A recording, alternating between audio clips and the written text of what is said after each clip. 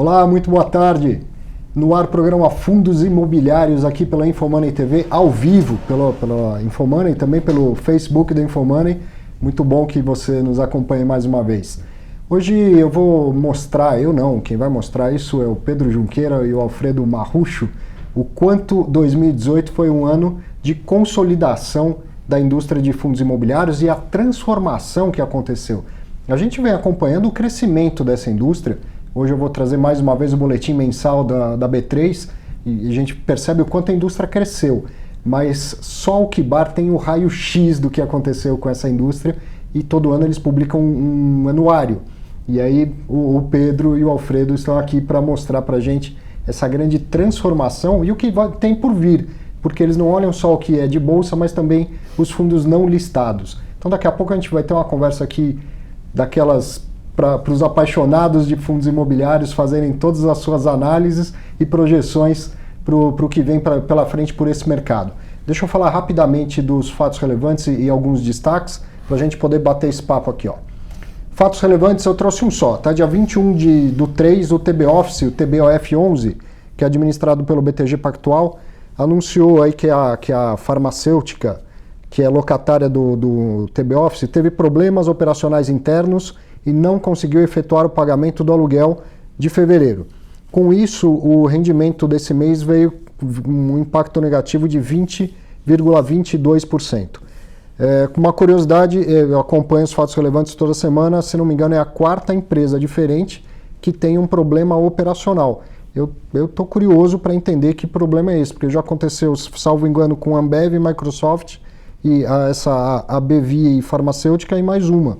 E acho curioso que esse erro esteja acontecendo em fundos diferentes e com locatários diferentes. Tá aí, o rendimento menor esse mês, provavelmente mês que vem já vem tudo sanado e com multa e juros. Destaques da semana, o boletim do mercado imobiliário da B3, que eu sempre trago aqui, dados fechados de fevereiro desse ano.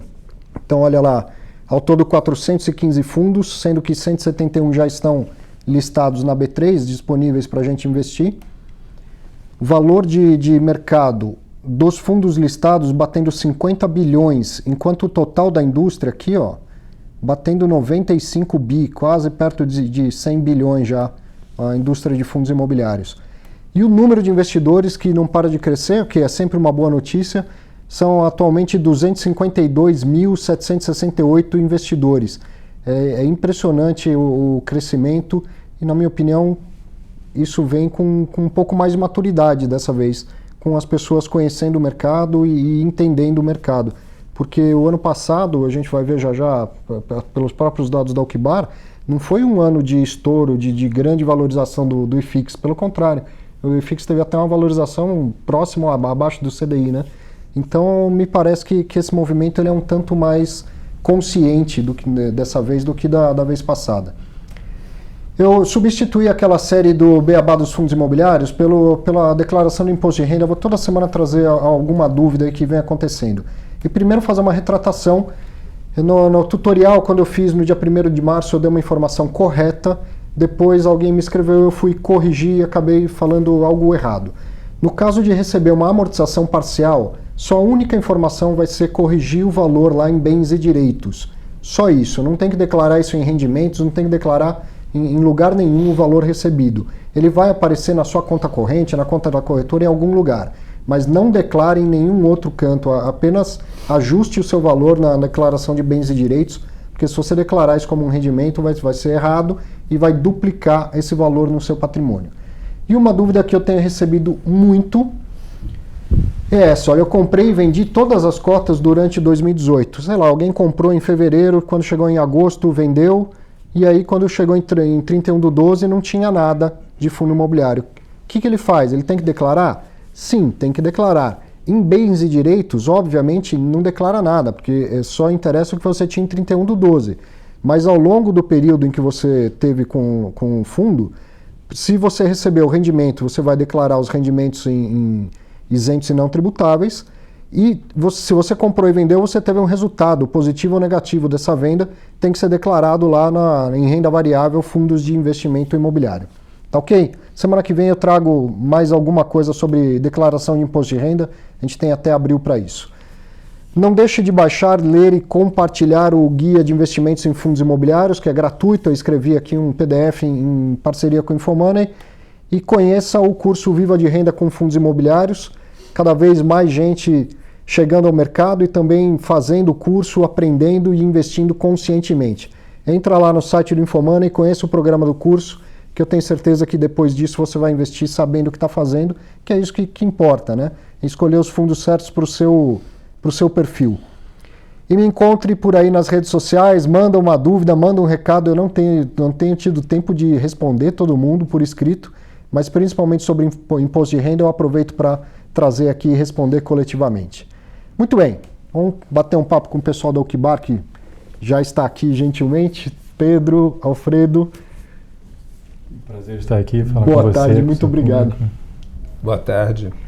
Segunda vez, né, Pedro? Segunda vez, acho que foi coisa de um ano. Um ano, né? No lançamento do anuário ano passado, né?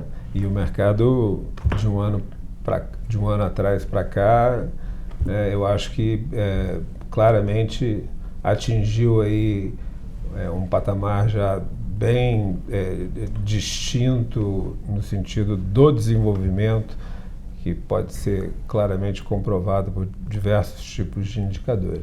Você estava me contando que o Alfredo é o cara dos fundos imobiliários na Okibar, é isso? O Alfredo ele faz muito ali do trabalho mais difícil da análise. A gente até tem a ideia de falar um pouco setorialmente, né, fazer análise setorial. Uhum.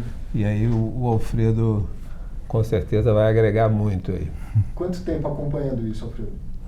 Eu tenho pouco mais de 6 anos já que acompanho diariamente o mercado de FI, entre outros mercados, mas principalmente de FI. Que não só para o anuário, né, mas para todo o material diário, o conteúdo diário que a Okibar produz lá para os seus assinantes. Né? Isso, no nosso portal Tlon a gente sempre publica diariamente artigos sobre o mercado de FI, não só os fundos listados, também aqueles não listados, como você mencionou bem mais cedo. É toda uma análise profunda desses fundos imobiliários. E a gente estava falando agora, talvez não tenha sido o ano de maior crescimento, mas foi o ano de uma transformação muito grande nesse mercado, né? Daqui a pouco a gente vai ver pelos gráficos que vocês trouxeram, mas o que você destacaria assim, de mudança que ficou muito claro? Bom, o mercado ele vai se alargando, né, e se aprofundando, ficando cada vez mais líquido. Volatilidade, de certa forma, caiu. Eu diria que o peso do risco macro diminuiu, né, nas avaliações dos fundos. Eu diria que você teve aí movimentos de gestores em estruturação de novos fundos, por exemplo, de participações minoritárias em shopping, na área de logística. Os fundos maiores agora já tem, você pegar o maior fundo, né, que é de títulos, já tem mais do que 3 bi. Esse perfil de atuação do gestor fica cada vez mais ativo, né? Não é como no começo, cada vez faz menos sentido você ir ver fundos imobiliários totalmente listados, monoativos. Então isso tudo, para mim, é um pouco a prova do desenvolvimento do mercado, que já tem agora mais de 10 anos, desde que ele foi recriado com a 472 em 2008, e teve, eu acho que um grande progresso, mas o progresso da forma certa e natural, através de erros, através de aprendizado, né, destes erros, através do avanço do marco, principalmente através depois da 516 e da 571. A gente vê, como você falou, 250 milhões de investidores, um nível de penetração por unidade aí de capitalização de mercado altíssimo. Eu acho que é um encaixe cultural, né, com o brasileiro muito grande. Eu acho que agora a gente está entrando numa fase muito interessante, por exemplo, pelo indicador de liquidez, que realmente começa a chamar a atenção dos institucionais, inclusive alguns por força, né, da regulamentação, tem aí um prazo para, por exemplo, sair aí do investimento direto no tijolo e passar a ser investido através do mercado de capitais, por exemplo, em cota de FI. Isso eu mostro sempre, todo mês, e essa evolução do número de investidores, e aí tem muita gente que assusta, nossa, é muita gente, o mercado está no pico e tal. Mas a verdade é que se o crescimento do número de investidores vem acompanhado de um crescimento de mercado, as coisas se equilibram, né? Para mais investidor tem que ter mais mercado. E sem dúvida, de 2017 para 2018, a gente tem mais mercado, né? Mais opções, mais fundos, mais segmentos até, né? E a captação de mercado consolidada, né, daqueles fundos que têm o mínimo de liquidez, também, se você somar tudo, né, você tem uma taxa de crescimento bastante alta. A rentabilidade via IFIX ou via média ponderada dos fundos, como você disse, foi aí mais ou menos compatível com o CDI, mas tem que lembrar que nos 2 anos anteriores cresceu 60% de forma composta, que foi um movimento muito em cima das variáveis macro, principalmente as monetárias, que você meio que utiliza ali como se fosse na taxa de desconto. A parte real, né, do segmento imobiliário só está começando a melhorar agora. São Paulo está um pouco na frente, então é a parte do numerador. Você vê um pouco das receitas ou a força daquele que é o vendedor ou aquele que tem um imóvel no aluguel. Ele tem um pouco mais de barganha agora, pela primeira vez depois de muitos anos, e a inadimplência começa a cair um pouco em São Paulo, né, no Rio ainda não. Então é um movimento incremental, que aliás se aplica a todas as variáveis na economia brasileira. Está um pouco mais devagar do que todo mundo achava há 1 ano e meio atrás, mas está no sentido certo. Mas gostei muito dessa colocação, né? A alta que veio a partir do final de 2015, ela acontece pelo denominador, quer dizer, a taxa de juros, que era 14,25, vem para 6,5. E agora o que sustenta a expectativa de continuar o crescimento é o aumento do numerador, ou seja, os fundos lucrando mais e distribuindo mais rendimento. Né? Isso. Muito legal, muito bem colocado isso. Eu vou começar a mostrar os dados. O primeiro que vocês trouxeram é um que até extrapola 2018, né? Passa do período anuário, que é o da liquidez, né? Por que você quis dar essa ênfase para a liquidez? Aliás, aqui é o único que a gente trouxe que vai além daquilo que a gente quer mostrar de destaque dentro do anuário. Então isso aqui, a gente entra em 2019, a gente pega a média mensal de montante e de número de negócios negociados no secundário de cotas GFI. É incrível esse crescimento. Nós estamos agora em janeiro e fevereiro com quase 1,5 bi em montante consolidado sendo negociado, né, no secundário de FI. A gente fazia eventos de educação e de forma bastante empolgada em 2010, quando você tinha 30 milhões por mês sendo negociados, né? Então, essa taxa de crescimento ela é altíssima. Ela, de 2017 para 2019, ela quase que entrou numa exponencial, né? O ano passado teve acho que 4 meses que negociaram mais de 1 bi, agora nos 2 meses você está com uma média de 1,37 bi. Então a liquidez ela é um fator muito importante nesse mercado, e a gente interage muito com os institucionais que estão começando a realmente olhar para esse mercado e tinham na falta de liquidez relativa vis-à-vis o montante que eles entram, né, a necessidade de liquidez que eles tinham um impeditivo, e isso então começa a ser claramente mitigado a partir de agora. 2 coisas que eu vou falar lembrando a partir do que você lembrou. Sobre liquidez. No final do ano passado, o Rodrigo Coelho, da 20 Partners, esteve aqui mostrando dados de liquidez do VISC, né, do fundo de shoppings dele, e comparando com empresas listadas do setor de shoppings. E o fundo imobiliário tem mais liquidez do que a maioria das empresas do setor de shopping. E depois eu tive a oportunidade de mostrar isso para investidores institucionais, que eles tinham esse discurso, essa resistência por causa da liquidez. Provavelmente eles são acionistas daquelas empresas listadas que têm menos liquidez do que um fundo de shopping desse, né? E outra coisa que você falou é do trabalho educacional. Eu me lembrei que tem em breve agendado um workshop de fundo imobiliário pela UCBAR. Tem, em maio a gente faz todos os anos. Antigamente a gente fazia com uma frequência muito alta, né? Depois, agora nos anos mais recentes, a gente faz de diversos veículos do mercado de capitais, mas estamos fazendo de FI. A gente fez acho que no final de em dezembro de 2018, o próximo de FI é em maio de 2019. Aqui em São Paulo? Aqui em São Paulo. É só entrar no site da UCBAR que tem lá todas as informações. Ótimo. Tem que aproveitar, né? Para quem está chegando aí, institucional ou não, tem que aproveitar e aprender. Olha lá, você falava da rentabilidade média. Em 2014 foi negativo, em 2015 foi de 8%, e aí vem 16 e 17, que soma esses, né, ao longo de 15, 16 e 17, mais 60% de valorização, né? Então isso aí replica mais ou menos o que o IFIX produz, né? Aqui a gente tem uns critérios nossos de liquidez mínima para a cota entrar na cesta que a gente faz o cálculo, é uma rentabilidade média ponderada por capitalização de mercado, então leva em conta a valorização de preço de cota e rendimento.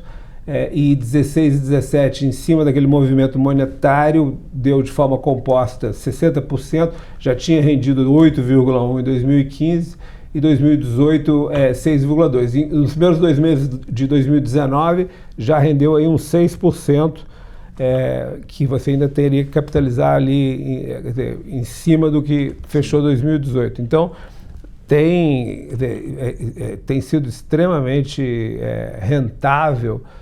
Mas isso aí, obviamente, deixa de fazer sentido continuar se não houver agora a contribuição do numerador, através do lado real, com o aumento da receita de cada fundo. Isso eu sempre falo, assim, não é de se esperar que nenhuma classe de ativo vá valorizar 30% ao ano.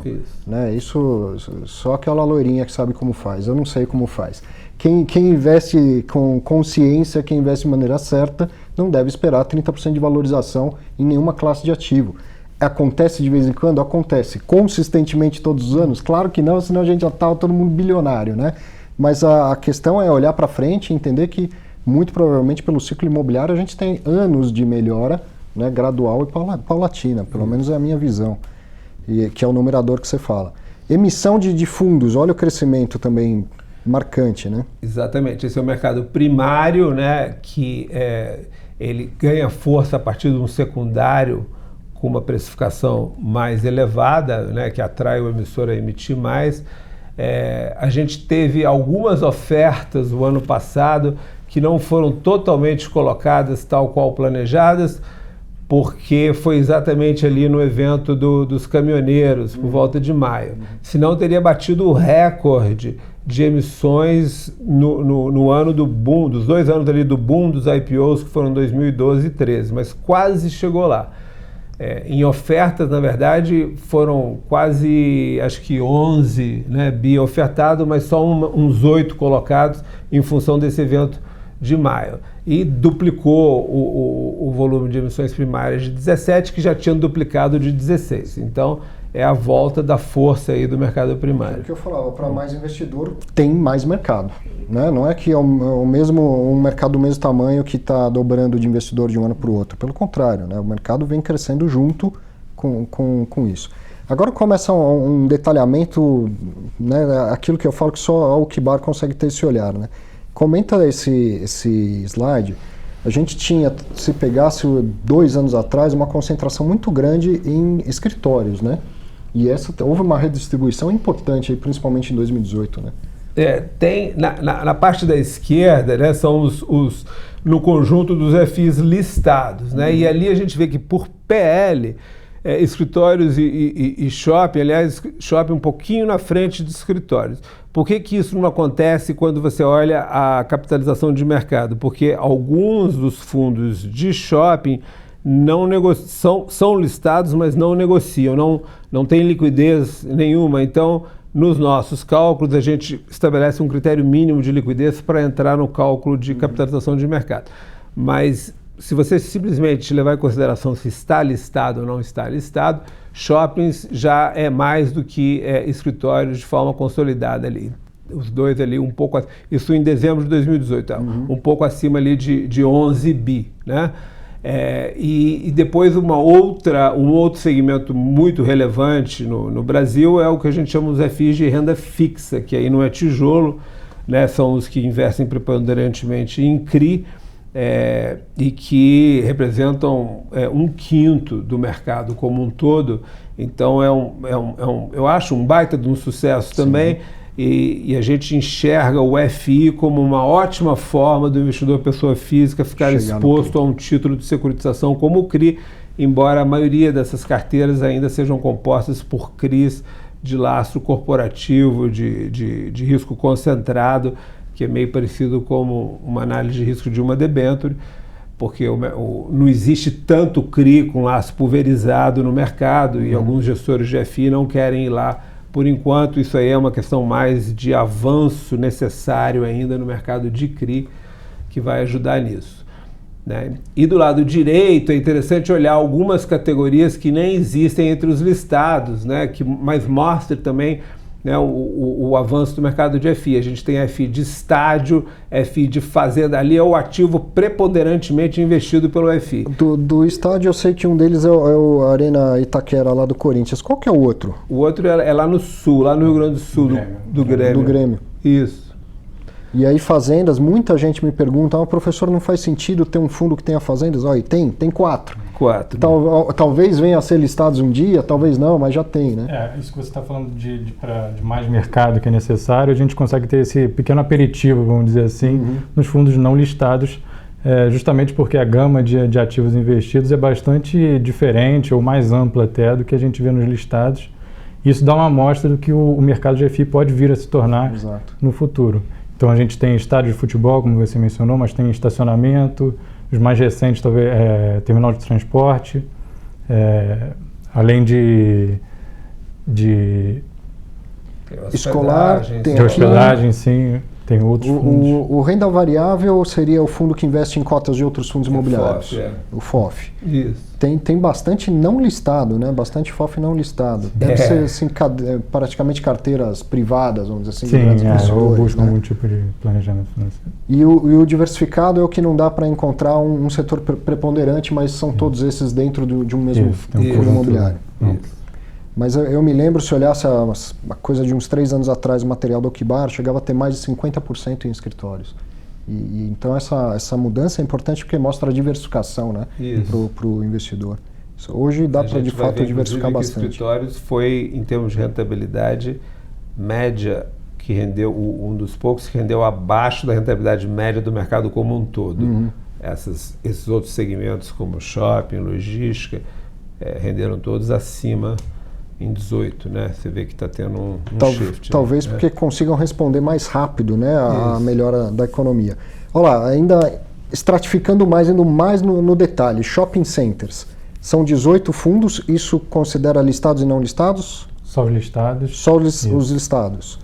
E que atenderam o nosso critério de liquidez, né? Então aqui a gente até vai traçar um paralelo depois com os fundos de logística, basicamente situando esses dois segmentos do mercado no ciclo econômico, né? Então, poderia-se dizer que os shopping centers foram os segmentos dos FIs que primeiro responderam a uma recuperação econômica em 2016 e 2017. Então, nesses 2 anos, a rentabilidade, se você for pegar em comparação com o próprio mercado, que já foi alta, dos FIs de shopping foi ainda maior. E então essa é a linha de frente assim da percepção da recuperação econômica, é o primeiro setor a responder a essa melhora na economia, né? Então, com isso, surgiram outros fundos especializados em comprar participações em diversos shoppings. Então, anteriormente a gente tinha um grande fundo com uma carteira diversificada. E em 2017 e 2018 já surgiram mais outros 3, pelo menos, fundos que se dedicam a investir em uma carteira diversificada de shopping. E além disso, a gente percebe pelo próprio gráfico aí que, apesar disso, a gente vê a concentração expressiva em São Paulo, principalmente, mas nas regiões do Sul e Sudeste. Então, mas me chamou a atenção esse gráfico com o mapa do Brasil, de como o shopping é um ativo que permite chegar fora dos grandes centros, né? Dificilmente um gestor tem coragem ou se arrisca a comprar uma laje corporativa lá no Norte ou no Nordeste, porque sabe que são mercados muito pequenos comparados com São Paulo. Mas shopping não, né? O brasileiro vai ao shopping do Oiapoque ao Chuí, né? E isso tinha acontecido no passado só com a agência bancária, mas agora a gente vê com uma categoria bem diferente, bem específica, que é o shopping center levando o fundo imobiliário para o país inteiro, né? Sim. Eu acho legal isso porque as pessoas passam em frente. Em qualquer, seja lá onde você mora no Brasil, você passa em frente ao imóvel e fala, eu posso receber uma parte da renda desse imóvel aqui. Tem uma conexão, né, concreta. Por isso talvez que tem aquela cara do brasileiro, como você falou, né, que tem aquela identidade cultural, né? E além disso, como o Pedro falou, a gente tem ali a própria rentabilidade em 2018 dos fundos de shopping de 7,4%, um pouquinho superior à média do mercado, que a gente viu que foi 6,2%. Sendo que shopping foi a disparada, primeiro das principais, a que mais rendeu em 17, né? Em 17 rendeu... E dá para ver por essa taxa de ocupação média aí de 92% que é um segmento que realmente está chegando em velocidade de cruzeiro, né? O que se espera é ter 5% de vacância, mais ou menos é o normal, até, às vezes até desejado num shopping center. Está muito próximo disso, né? Isso. E o número de ativos médios por fundo imobiliário de 2, quer dizer, a diversificação dos novos, né, aumentou isso aí. São participações minoritárias, né? Sim. Na maior parte dos casos. Tem ali também os números de liquidez dos 5 mais, né? Tanto por montante quanto por número, a média diária, né? Então é um número interessante também para se mostrar. Um segmento que acho que foi um dos principais da transformação que a gente vem falando do ano passado, né? Depois vamos para a logística e industrial. Aqui a gente agrupa, né, esses dois segmentos, logística e industrial, são 14 fundos. E assim como no caso de shopping, que eu mencionei, tentei situar, né, no ciclo econômico, logística industrial, se confirmada toda essa questão fiscal, a recuperação da massa salarial brasileira, todas essas questões que poderiam culminar com um crescimento sustentável do PIB, eu diria que esse é o segmento do futuro, vamos dizer assim, porque a gente vê mais uma vez pelo mapa a concentração em São Paulo e regiões do Sul, enquanto no Nordeste a gente tem um imóvel praticamente. Então, se mantido esse crescimento sustentável do PIB, a tendência natural é que as empresas demandem esse tipo de imóvel para fazer as suas distribuições de artigos, né?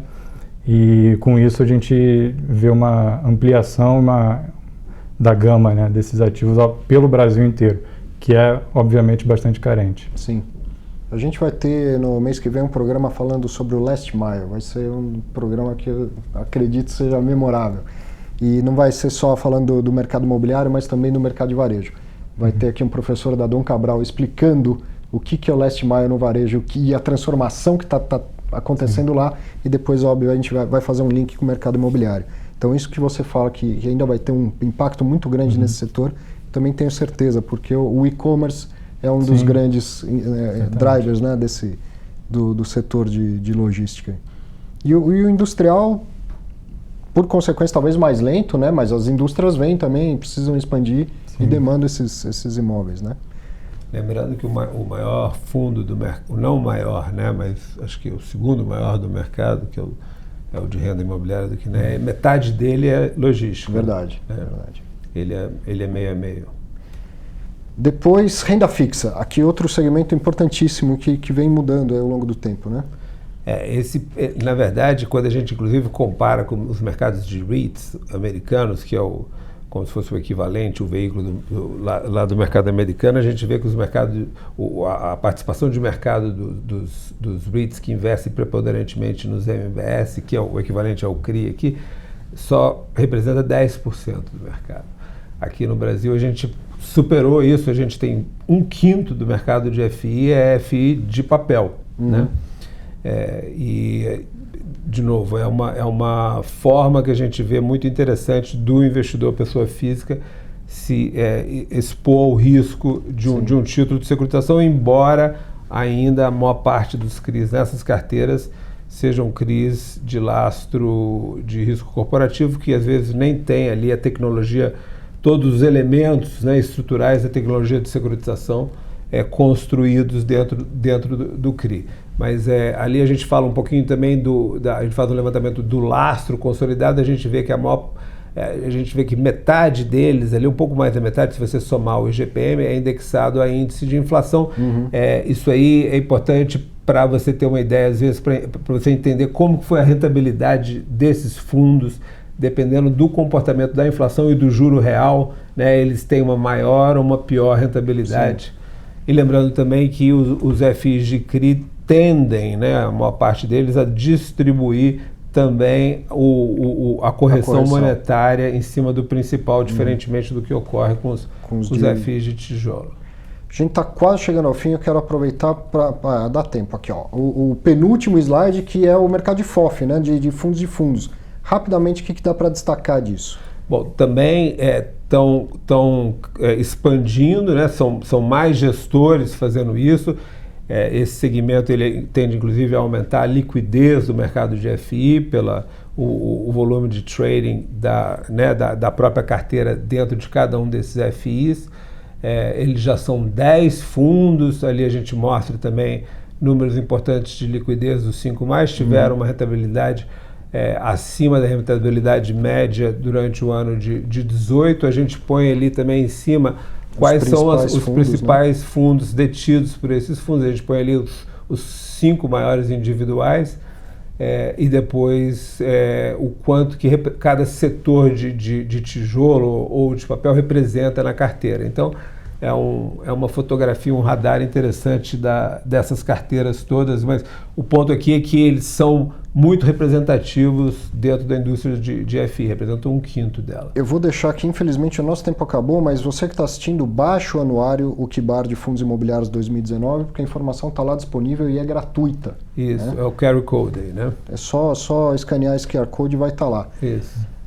Pedro, Alfredo, parabéns pelo trabalho.